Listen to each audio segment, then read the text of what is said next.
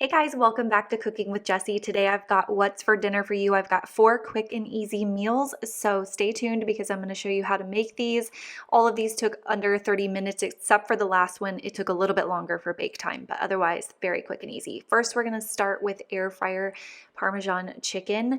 So this was super easy and delicious. We ended up absolutely loving this one. So you're going to go ahead and get a bowl, and in that bowl you're going to put 2 eggs, and then it calls for freshly chopped parsley, but I'm all about quick and easy, so I just use the seasoning, and that's 1 tablespoon. And then you're gonna mix those up really well.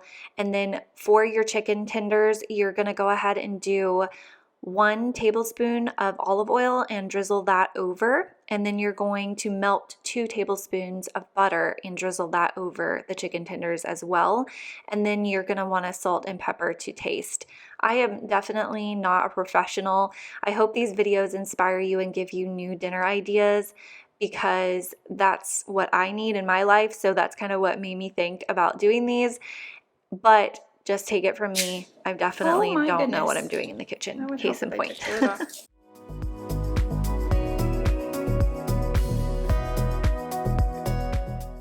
Okay, now you're gonna add in some garlic. You can do fresh garlic if you want, but I'm just doing this minced garlic. I love this. I always keep it on hand. You're gonna want about 1 tablespoon of that. Mix that in really well, and then you're gonna just put all of the chicken tenders into that mixture that you made. Mix them up really well, get them really good and coated.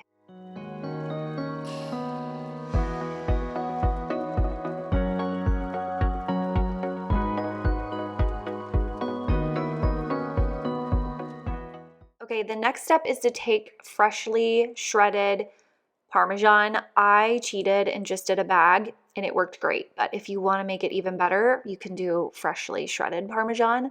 But you're going to take about 1.5 cups. Honestly, at the end of this recipe, I would say just eyeball it. Don't worry about measuring it. I'm horrible at measuring. I usually just measure with my heart anyways. But the directions, goodness, I cannot talk. The directions did say 1.5 cups, but I would just eyeball it. So kind of just eyeballing it here, sprinkling both sides. This part gave me a lot of anxiety because it wasn't sticking and it was kind of getting messy, but it's okay. It all worked out in the end. So you're going to take those chickens that are now coated with all of that good stuff and place them in the air fryer. And you are going to cook them in there for 10 to 15 minutes. You're going to put it on 375 and cook for 10 to 15 minutes. I did not preheat my air fryer. I know some people do that.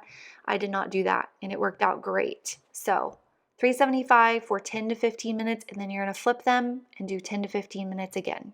For my sides today, I figured I would share with you what I'm making. I'm doing these Bob Evans mashed potatoes. Do not sleep on these. These are so good. Now, I can make homemade mashed potatoes, but they are so time consuming. So I love the Bob Evans ones. I do usually add a little butter or a little heavy whipping cream just to make them a little bit creamier. They kind of are a little bit more of a, I don't know, like a whipped texture. So I do add that, but basically all you do is heat them up. And then I opened up a can of green beans. I'm adding in some minced onion and some garlic seasoning and salt and pepper. And then I do about a tablespoon of butter on there and basically just let that all heat together. And these always taste amazing. Sometimes I'll do some bacon in there as well, but today I did not do that. And then I'm also going to go ahead and make some homemade mac and cheese. I had some leftover noodles. These were 2 different types, but hey, it doesn't matter. I just wanted to use them up. So I'm pouring in those 2 different types of noodles, but use whatever your family likes the most. Obviously, it doesn't change the taste, just the texture, which texture is everything. I will give you that. So I am going to cook those, and then while that is all cooking, I'm going to cut up a little bit of Velveeta cheese. Again, I didn't measure this. I kind of just eyeballed it, and so you can see I've got about, I don't know, a fourth of the block-ish. And I don't think I ended up using all of that either, but I just added that in with a little bit of milk. And now we are flipping the chicken tenders, and this part gave me major anxiety because as you can see, the other side, it was kind of like the topping was kind of falling off. It wasn't sticking, and the other side didn't have any brownness to it. So I added the rest of my Parmesan cheese onto them before I cook them again, and that's what I would recommend doing if it does the same for you and the topping kind of falls off. Add some more cheese. And so you'll probably end up using about a whole bag of Parmesan cheese for them. But I just put those back in for 10 to 15 more minutes. Now I'm adding in a little bit of milk and that Velveeta cheese and just letting that melt together.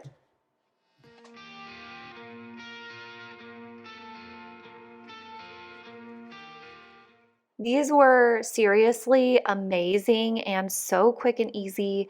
And this meal was just like the best home cooked comfort food meal. Highly recommend this one. This one got a 10 out of 10 for me. Okay, now we're gonna do bow tie pasta. This one was also a huge hit. I ate leftovers on this for 3 days. It was so good. So you're gonna take your ground beef. I typically buy 80/20, but you can buy a leaner meat, whatever meat you prefer. You can even do turkey in this if you want, or even ground chicken might be good. I don't know.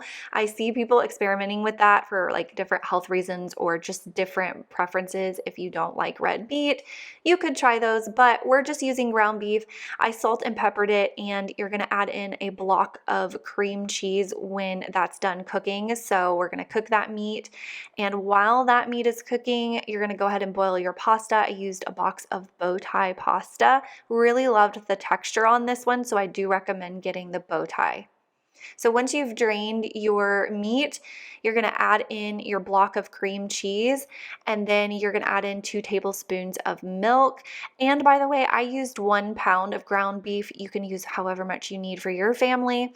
And then I'm gonna add in a can of pasta sauce. We love this Hunt's pasta sauce because it's smooth, there's no chunks, but of course, use which one is your favorite. Let me know your favorite pasta sauce in the comments.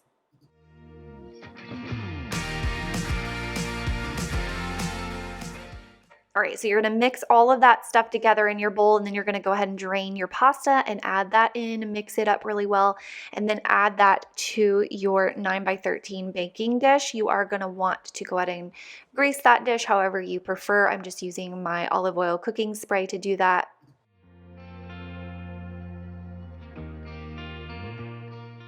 So the recipe calls for 1 cup of shredded mozzarella cheese, and I believe in the notes she says to add freshly shredded. I can't remember if it was this recipe or not, but I'm again just doing the bag of mozzarella cheese, and it worked wonderfully. Now, I did go ahead and try to be a good girl and follow the recipe and measure it all precisely, and as you can see, that did not work for me. I ended up just dumping it on there, and again, that's what I recommend. I ended up using pretty much the entire bag. We love cheese. I especially love cheese, so go all in with the cheese. But you're going to preheat your oven to 350 and cook that for about 10 to 15 minutes. And this is what it looks like when it's done. Let me know what vegetable you would serve with this. I am struggling with side dishes as far as like vegetables go.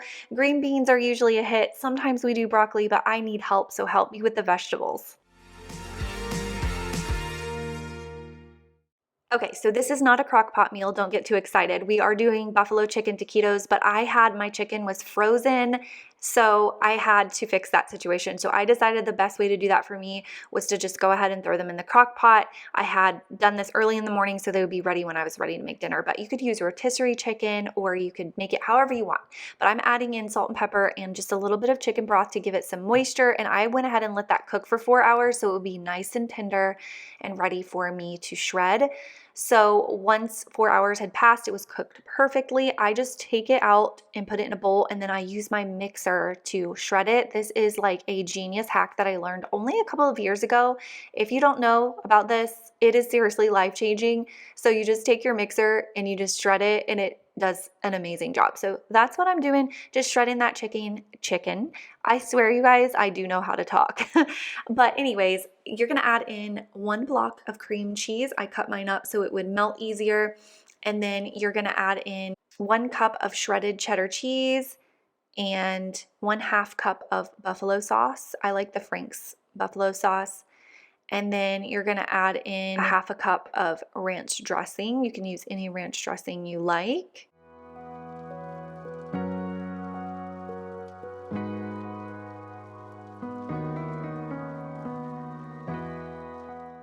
All right, now that you've got all of that in there, you're just gonna mix it up really well. It does help to have your cream cheese softened, so if you wanna set that out a little bit prior and let that get room temperature so it will mix better, that is a tip. And then I'm gonna go ahead and use this silicone baking sheet.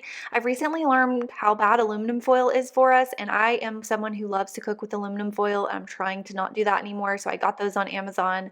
But I'm gonna go ahead and grease that, and then you're gonna take your fajita-sized tortillas, and you're gonna wanna fill those up with that mixture about lengthwise, so put a good amount in there, and then you're just gonna roll them up just like that and lay them on your greased baking sheet.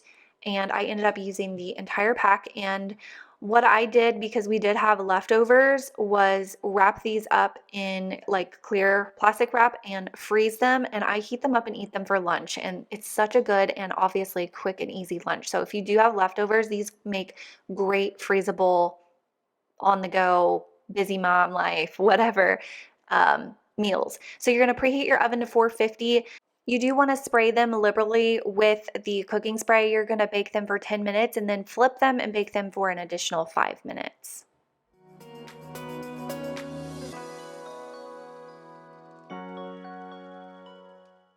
If you have any extra, you can save the mixture and use it as dip. I dipped mine in ranch, which I highly recommend doing. I love celery with my buffalo chicken, so that's how I added a vegetable into this one. Okay, so now we're gonna do this loaded chicken and potato casserole. This one was amazing. So you're gonna first start with some red potatoes. You need 6 red potatoes. You are gonna wash them and cut them. I just used my little handy dandy chopper here. It worked out great. So I'm chopping all those up. I did add sweet potatoes into the recipe. It did not call for them, but I thought that they would I thought they sounded good and that they would be a healthy thing to add in there. So you can do this or not, or you can add or take away anything. I love that about recipes. You can really make them your own, and I typically do that because we're a house of picky eaters. Aside from my husband, he's not that picky, but me and the kids are very picky, but we love sweet potatoes. So I did add a couple sweet potatoes in there.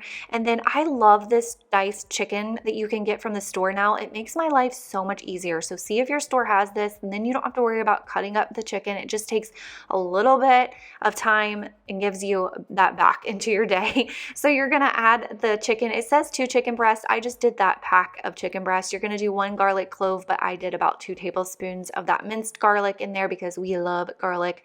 You're gonna do 3 tablespoons of olive oil, and you are going to add in salt and pepper, of course.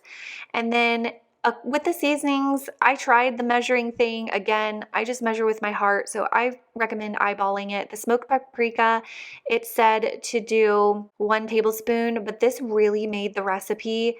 I would add more in there. I would add a little bit more. This really gave it such a nice flavor. And then it calls for 1 tablespoon of dried parsley, but I really just eyeballed that. And it did call for oregano. I didn't have that on hand, so I didn't add it. And I highly recommend just seasoning it with your favorite seasonings because it's all about your taste and what your family likes. So that's kind of what I did here, but I did follow it pretty closely. So now you are gonna mix all of that together really well. I will say another tip with potatoes, they really tend to soak up that salt, so make sure you are salting it enough, but you can always add salt later. You can't take it out. So I'm gonna go ahead and grease my baking dish here with some of my olive oil cooking spray. I'm going to grease that really well and then dump all of that into there and kind of even it out.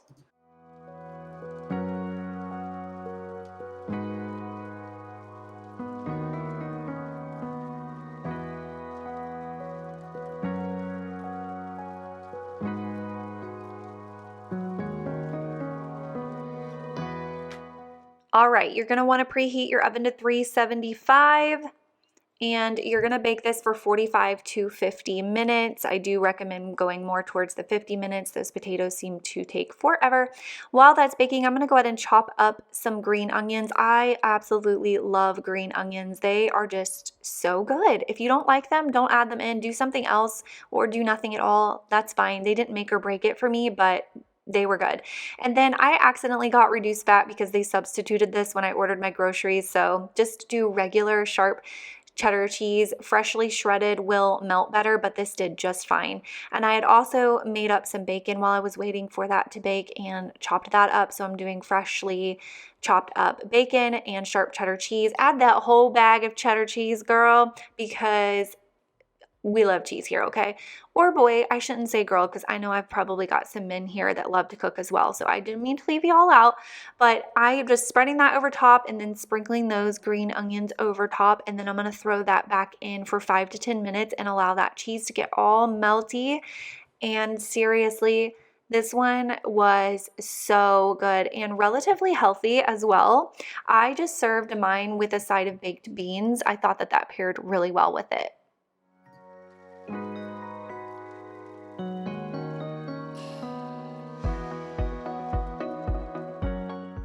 I hope you guys leave this video inspired to make these meals this week. If you do, definitely let me know in the comments if I've helped you out. I hope you will subscribe to my channel for more meal ideas, and I will see you guys in a future video. Thank you so much for watching.